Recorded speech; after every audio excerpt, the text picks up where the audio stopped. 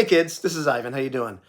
I hear this all the time, and you probably do too. People say things like, the universe has a plan for me, or everything happens for a reason.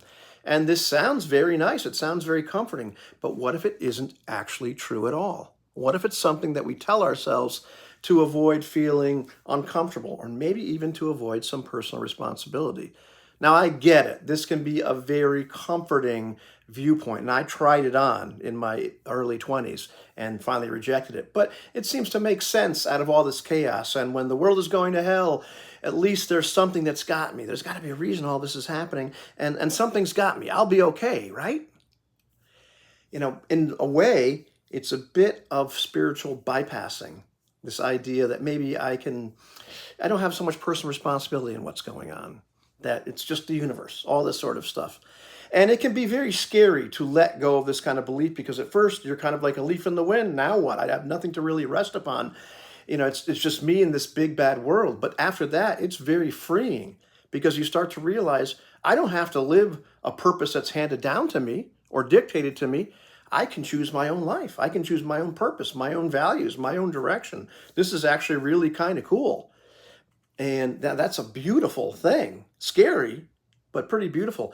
But it's so scary and so uncomfortable that most people tragically, kind of this responsibility, abdicate, and they kind of outsource their responsibility to something else. You take care of my purpose and my direction and my values. And this happens in various areas of life. A lot of us, how many of us just follow the basic plan that we're told by our parents and by society and school?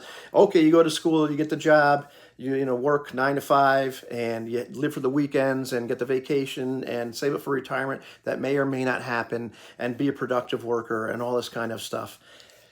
All right, did we choose all that? And you can argue and say, well, I chose my job. I took, I took life by the reins. But in a lot of ways, if we're buying into that system, we're kind of choosing different doors into the same slaughterhouse. Doesn't that sound morbid, Ivan? But you get the idea. And it's not just in terms of career. It's in terms of lifestyle. It's in terms of what do we like? What do we want to buy?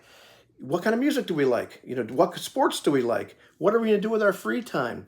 A lot of these things are kind of given to us. We're being given this very limited set of options, and we're not actually really choosing.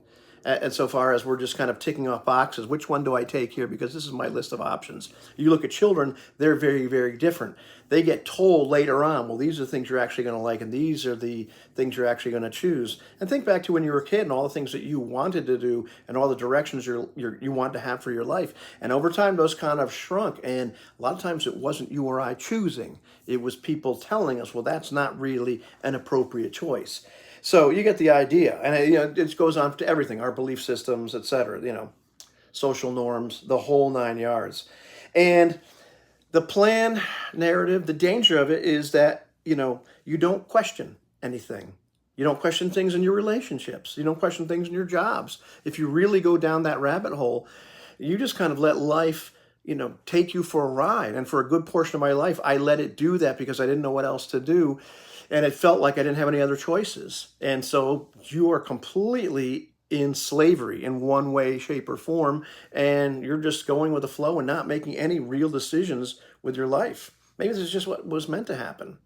And that's not a fantastic way to live. It's really, you lack any kind of authority in your own life at that point. You're not really making any choices. When you reject that plan, it's incredibly liberating because you're not waiting around anymore. You're not waiting for permission. You realize that the meaning and the purpose in your life, it's not found, it's not dictated to you, it's made. If you realize that there's no actual real purpose in life, then you get to make one. And it gets to be very profound if you want it to be. And you have this existential discomfort at the price of freedom and the beginning of actual real growth, which I have found to be extraordinarily liberating and pretty darn cool. So at the end of the day, the universe doesn't have a plan. That's not a curse. That's a gift. You get to have the plan. You get to build your own meaning. You get to build, your own purpose. A little terrifying, but at the end of the day, it's real because you made it. So stop waiting for a sign. Go ahead, choose your own purpose, choose your own life, wake up and realize that This is yours. You can't dictate what the outcomes are. Of course you can't, because life. But you can choose what direction you go in. You can choose your values. You can choose the meaning that you want to put into life. There is literally no fate but what you make. Have a good one, kids. And tell me what your decisions have been.